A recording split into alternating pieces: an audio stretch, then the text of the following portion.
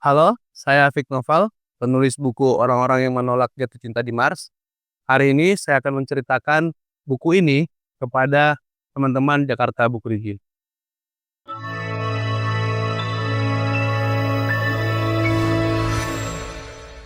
Sebelum saya akhirnya terjun dalam dunia yang sedikit praktis, dalam artian sebagai praktisi, dulu saya pernah menjalani satu periodik sebagai penulisan yang cukup filosofis, di mana kira-kira saya berjalan di berbagai tempat. Salah satunya adalah saya pernah berjalan kaki bahkan dari, Jakarta, kemudian, Serang, kemudian, Lampung, Palembang, Jambi, sampai ke ujung Sumatera, sampai saya pernah, terus balik ke Yogyakarta gitu ya. Itu semua saya lakukan waktu itu karena saya punya pandangan bahwa, apa sih sebenarnya makna dari hidup ini gitu. Jadi memang saya memulai setiap tulisan saya itu dari pertanyaan-pertanyaan dasar gitu. Ini manusia ya mungkin karena saya tentu terjebak ya dalam satu persepsi tentang sebenarnya apa sih yang mau kita kejar gitu ya dalam hidup gitu. Sampai pada akhirnya saya menemukan makna-makna baru dalam perjalanan spiritual yang saya maksudkan itu, saya merasa bahwa, ya hidup ini pada akhirnya memang soal petualangan gitu, soal mencari sesuatu hal yang meaningful, menemukan makna begitu. Nah, itu sebabnya ketika saya sudah mulai mencari kegembiraan kegem kembe kegerim kegembiraan baru dalam diri saya kemudian menemukan apa sih sebenarnya yang abadi misalnya, pertanyaan-pertanyaan dasar ya, tentang hidup ini apa yang abadi, apa sebenarnya yang kita kejar, apa sebenarnya inti dari semua soal-soal ini gitu. Meskipun saya tentu menulis misalnya novel saya tentang novel sejarah Bedu ya, tentang pergulatan DITI melawan TNI, tapi saya paling tidak tipe orang yang memulai semuanya itu dari soal-soal dasar tentang pertanyaan-pertanyaan gitu. Nah, akhirnya saya pada punya kesimpulan bahwa ya segala hal yang materialistik ini mungkin dalam, pandangan-pandangan yang saya ketahui dari doktrin-doktrin dahulu, ya tidak abadi gitu ya, tidak tetap. Tapi saya, kemudian mencari apa sih sebenarnya yang tetap, apa yang mungkin abadi gitu. Dan dalam persepsi saya, ruang langit itu mungkin saja itu yang abadi, sehingga saya merasa cara saya menyederhanakan konsepsi tentang apa jati diri kita, yaitu cinta tadi, kemudian bagaimana caranya cinta abadi, ya mencintaimu dengan keabadian. Bagaimana cara mencintaimu dengan keabadian? Ya mencintaimu dari langit. Itu seri pertama dari buku saya yang ini gitu. Kemudian, berlanjut saya menemukan satu kondisi fenomenologis ya, kondisi fenomena di mana kok tiba-tiba semua orang kaya ini mau ke Mars ya? Kok tiba-tiba, ya semua ilmuwan, orang-orang yang punya kekayaan luar biasa itu tiba-tiba mau ke Mars gitu. Padahal kalau ya sependek pemahaman saya, mereka ini menemukan teknologi, menemukan kemajuan itu kan semua berangkat dari eksploiter bumi ya.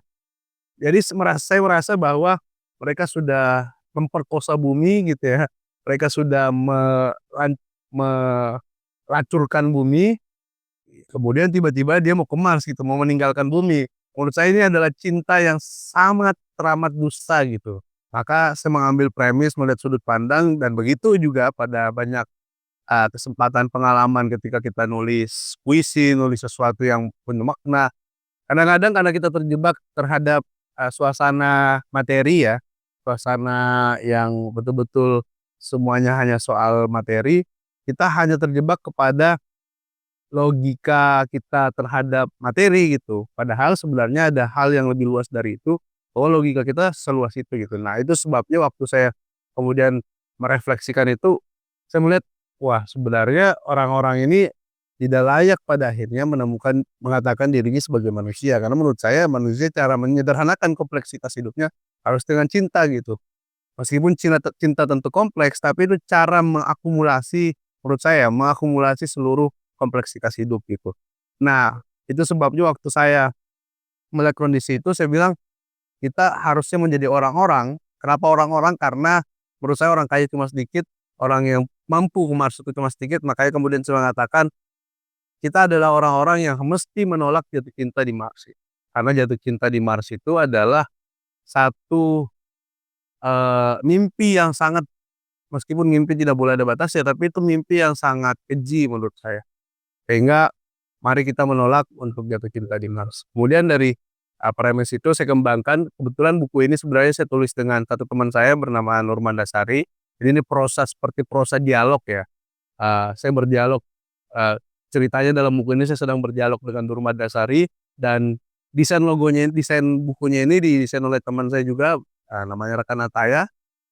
Nah, kira-kira dialog saya itu seperti, eee, berusaha menggali kemungkinan-kemungkinan lain dari percintaan gitu. Jadi, kadang-kadang kan kita merasa bahwa cinta ini sebatas hubungan intrapersonal ya, atau satu 2 orang, atau mungkin keluarga, mungkin, hubungan romansa dan lain-lain gitu. Padahal sebenarnya cinta itu mesti diekspresikan lebih luas dari itu gitu.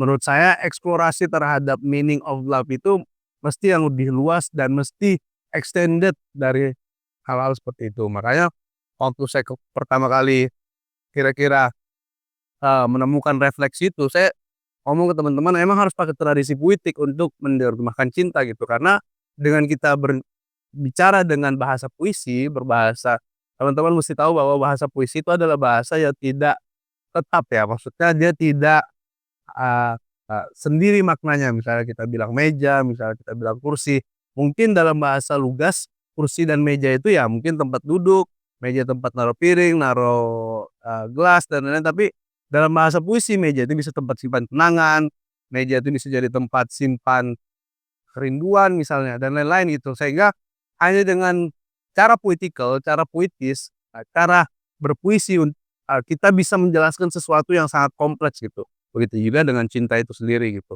Makanya ini ada semacam ekspresi yang begitu liar ya terhadap kemarahan terhadap cinta yang dikhianati, cinta yang, eee, apa namanya, dibombardir oleh kemarahan dan lain-lain. Makanya kalau saya katakan bahwa ya orang-orang yang menolak titik cinta di Mars ini adalah buku tentang penolakan atau ekspresi yang, eee, lebih luas dari apa yang kita pahami dalam kehidupan sehari-hari. Jadi dia seperti memberontak makna itu sendiri. Menulis sastra itu kan sebenarnya menulis dengan POV yang orang tidak lain lihat ya. Misalnya misalnya kita melihat, hari ini ada kerikil, hari ini ada, batu-batu kecil, atau kita melihat pohon-pohon yang bagi orang lain dia lewatin aja gitu.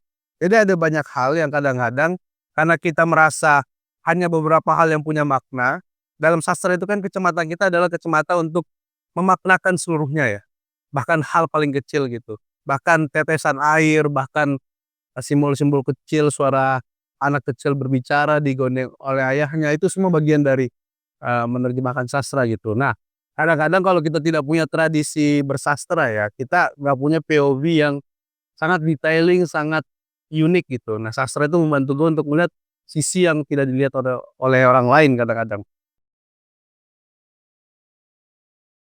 Kalau gue jujur aja sebenarnya lebih awalnya seneng baca ya tentunya, karena seneng baca akhirnya seneng nulis gitu. Nah, seneng nulis ini kan semacam anak kecil yang belajar berjalan kaki menurut gue ya. Jadi anak kecil yang belajar berjalan kaki itu kan sebenarnya, dia tidak memahami teknik berjalan, tapi dia mengalami. Makanya kadang-kadang gue bilang kalau dalam sastra itu, teks-teks sastra itu tugas kita membaca teks sastra itu bukan untuk memahami teksnya sebenarnya, tapi menghayati teksnya, mengalami teksnya gitu. Jadi kita semacam masuk ke dalam teks, sehingga orang tuh merasa tertarik ya, merasa masuk ke dalam teks itu sendiri. Nah, seringkali teknik-teknik kepenulisan itu menjebak kita hanya kepada hal-hal teknis gitu, sehingga substansi dari tulisan itu keluar. Nah, makanya kalau dari keyakinan saya sendiri, menulis sastra itu sebenarnya tugas untuk bisa menulis sastra itu cuma ada 3 caranya kalau kata Arman itu, menulis, menulis, dan menulis. Teknik itu belakangan datangnya. Kan menulis ini kan sebenarnya kita berbicara dengan diri kita sendiri ya, dalam artian diri kita sendiri, misalnya pengalaman batin kita, kita berbicara dengan pengalaman kebahasaan kita gitu ya, kita berbicara dengan pengalaman, estetik kita, berbicara dengan pengalaman kepribadian kita gitu. Ada banyak hal yang tidak pernah kita ajak bicara, kita ajak bicara dalam proses penulisan gitu. Nah, itu sebabnya menulis itu sebenarnya akumulasi dari banyak pengalaman-pengalaman itu. Membaca buku, kemudian, bertemu dengan orang yang lebih tua, itu kan sebenarnya memantik kita untuk bertemu dengan mengakumulasi atau menambah pengalaman-pengalaman baru kan. Pengalaman dari orang tuanya, pengalaman hidupnya, POV yang menariknya, POV yang wise-nya, ataupun membaca buku. Saya sendiri sebenarnya tidak milih-milih bacaan ya, tapi saya agaknya ya, agaknya kadang-kadang kalau ada buku yang dalam tanda kutip "kurang", itu kadang-kadang malas, saya tuh kadang-kadang malas untuk baca, ya baca seadanya aja gitu.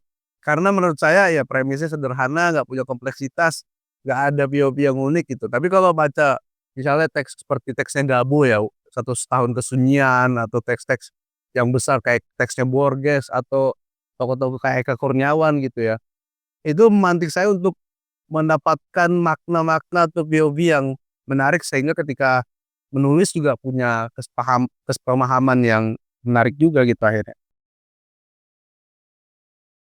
Sebenarnya yang paling penting adalah memulainya dari pemahaman bahwa tidak ada benar dan tidak ada salah.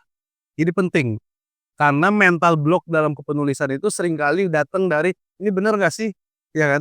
"Ini salah nggak sih? Gua mulai dari mana ya?" Gitu.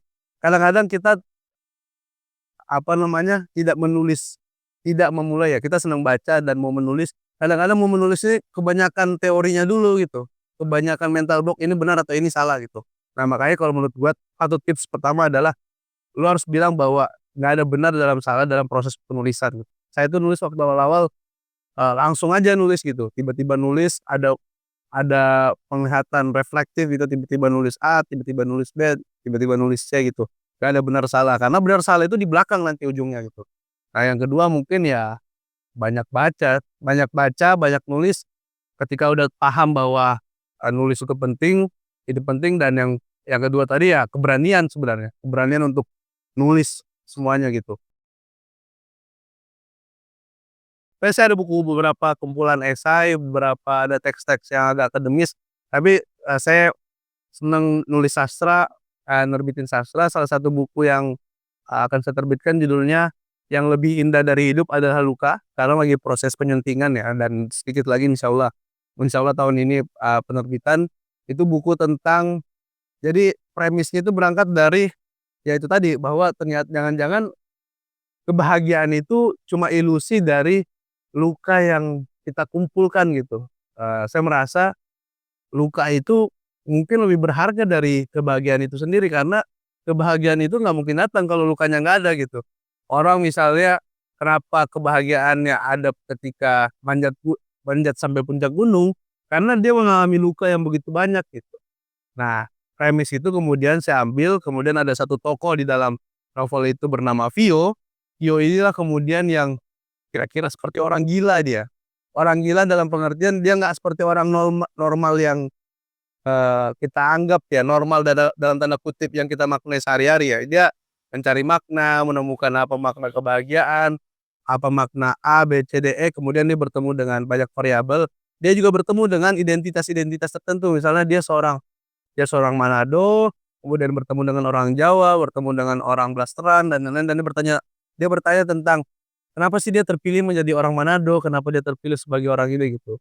Dan mungkin karena saya memang jurusan filsafat ya, jadi banyak pertanyaan-pertanyaan dasar-dasar kayak gitu. Jadi buku selanjutnya, tentang itu. Untuk buku selanjutnya ini, semoga bisa cepat terbit dan dijual belikan, dan semoga bisa, ada di marketplace dan toko buku terdekat.